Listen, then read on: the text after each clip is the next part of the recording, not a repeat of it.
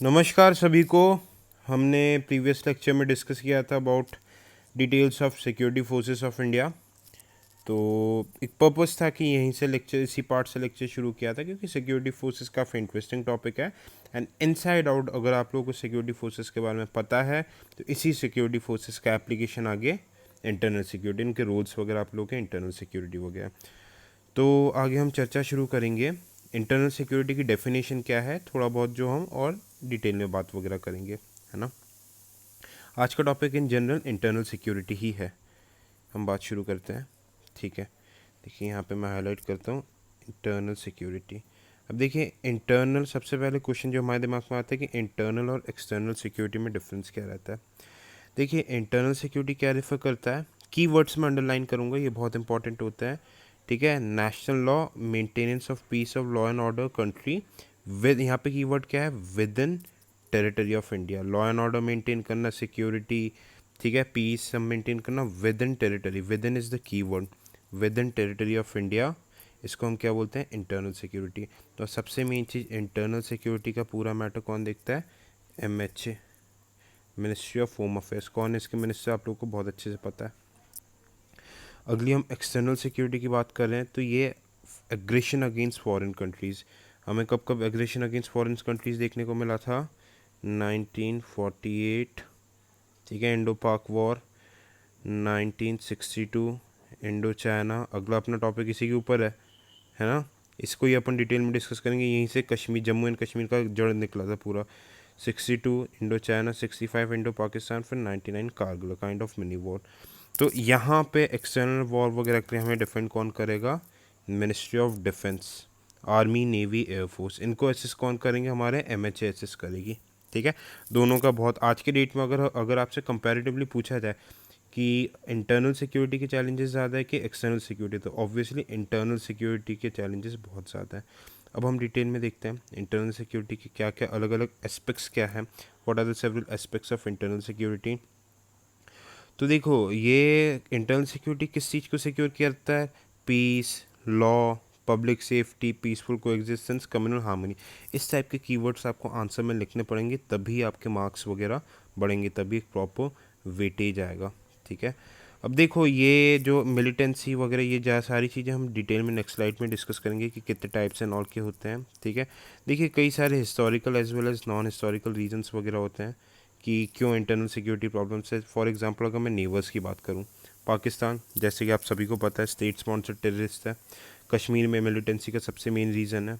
वैसे ही अगर मैं चाइना की बात करूं तो ये माओइज़म, नक्सलिज़म को प्रमोट करता है बहुत ज़्यादा। Porous border, for example Bangladesh से जो माइग्रेंट्स वगैरह भाग भाग के इंडिया में आते हैं, वो एक बहुत बड़ा इशू है इंटरनल सिक्योरिटी में, ठीक है। गरीबी, लोगों के पास पैसा नहीं रहता तभी तो चोरी, अनएथिकल वर्क्स वगैरह करते हैं। सेम द रीज़न अनएम्प्लॉयमेंट, बेरोज़गारी इंडिया में इतनी ज़्यादा है, अनएथिकल इस तरीके के एक्टिविटीज़ में, किसी गैंग वॉर वगैरह इन सब में जुड़ती हैं लोग वगैरह, ठीक है। इनइक्वालिटी फ्रस्ट्रेशन लाता है। कम्युनिस्ट स्टेट का सबसे फ़ायदेमंद चीज़ क्या है कि इक्वालिटी रहती है, तो भाई सब बराबर है, तो काय किस बात का मतलब जलन, किस बात का कंपैरिजन होगा। एक और रीज़न है फेलियर ऑफ एडमिनिस्ट्रेशन। भाई पुलिस फेल होती तभी तो लोग क्राइम करने में सक्सेसफुल रहते हैं। कम्युनल डिवाइड, हिंदू, मुस्लिम, सिख, ईसाई आपस में, जो आपने CA वगैरह में देखा था कितने कम्युनल टेंशन्स वगैरह बढ़ गए थे। कास्टिज़म, ठीक है, जैसे कि कास्टिज़म जैसे क्या हो गया आपका, फोर वर्ना सिस्टम वगैरह, ठीक है, अनटचेबिलिटी, ये वाली चीज़ें, है ना। सेक्टेरियन पॉलिटिक्स वगैरह, एक सेक्ट की तरफ फेवरेबल रहता है। लिंग्विस्टिक इशू, लैंग्वेज रिलेटेड, जैसे साउथ के नेशंस वगैरह बोलते हैं कि नहीं हम हिंदी को फॉलो नहीं करेंगे, ठीक है। Poor justice delivery system, poor भी बोलेंगे और प्रोलॉन्ग भी बोलेंगे। भाई 10-10 12-12 साल केसेस चल रहे हैं, पता चला जिसको सजा होनी थी उसकी नेचुरल डेथ ही हो गई, है ना। नेक्सस अमंग क्रिमिनल्स, पॉलिटिशियंस का, पॉलिटिशियंस, ब्यूरोक्रेट्स, क्रिमिनल्स का एक नेक्सस बना हुआ है, ठीक है। एंड नॉन स्टेट एक्टर्स, ये कौन है, टेररिस्ट, ठीक है, टेररिस्ट लोग नॉन स्टेट एक्टर्स बोला था, एंड सो ऑन। ये सारे मेन रीजंस हैं इंटरनल सिक्योरिटी। तो ये आपका देखिए मेंस का एक बहुत बढ़िया आंसर प्रिपेयर हो रहा है इन चीज़ों से। बात समझ में आ रही है, आगे की बात करते हैं, ठीक है। अब देखिए इंडिया में इंटरनल सिक्योरिटी के मेजर चैलेंजेस वगैरह क्या क्या हैं, इसको हम थोड़ा सा डिस्कस करते हैं। सबसे पहला challenge towards internal security of India is terrorism. बहुत अच्छे से पता आप लोगों को टेररिज्म क्या है, ठीक है। टेररिज्म हम अगले स्लाइड में डिस्कस करेंगे कि क्या है एक्चुअली टेररिज्म, ठीक है। फिर एक सबसे बड़ा इशू था अभी तक जम्मू एंड कश्मीर इंसर्जेंसी, इसको हटाने के बाद ये काफ़ी लिमिट तक सॉल्व हुआ है। हम डिस्कस करेंगे कैसे हम ये बोल सकते हैं कि सॉल्व हुआ है। नॉर्थ ईस्ट इंसर्जेंसी अभी बोडो, उल्फा, खापलांग इन सब के नाम सुनेंगे। हाँ, पर सेंट्रल गवर्नमेंट एमएचएन के साथ प्रॉपर काम कर रही है।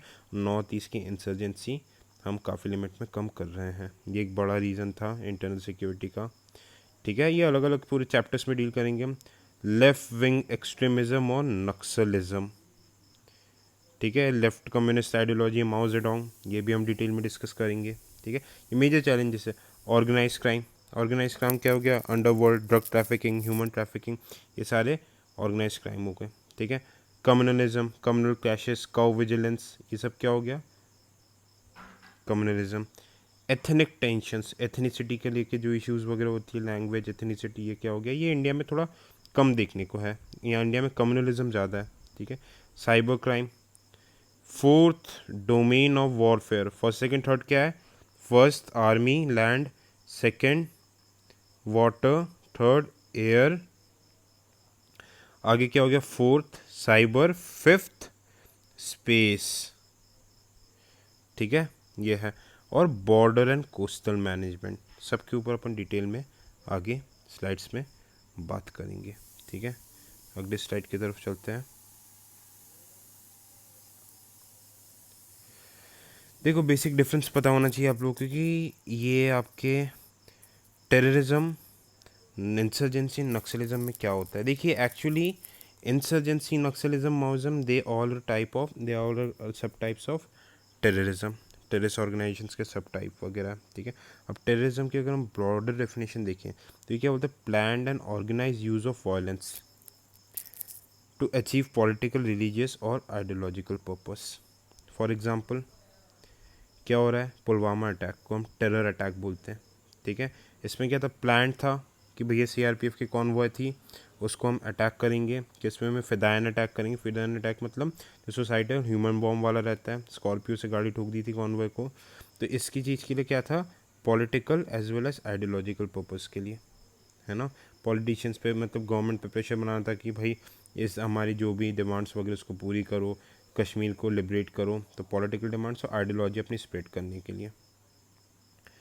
सेकंड क्या हो गया, insurgency. Insurgency generally north east में होता है, ठीक है, नॉर्थ ईस्ट में होता है इंसर्जेंसी।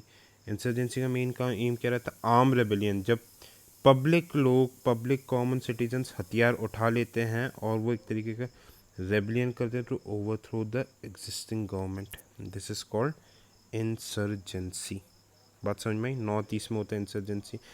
पंजाब में हुआ था, खालिस्तान वाले में पंजाबियों ने, जो सरदार जी वगैरह लोगों ने हथियार उठा लिए थे, कुछ कुछ लोगों ने, कुछ एक पर्टिकुलर सेक्शन ने, under the influence of Bhindranwale, ताकि लिबरेट करा के पंजाब को खालिस्तान बनाया जा सके, ठीक है। तमिलनाडु में हुआ था, नॉर्थ ईस्ट में हुआ था, ये एग्जाम्पल्स हैं इंसर्जेंसी के।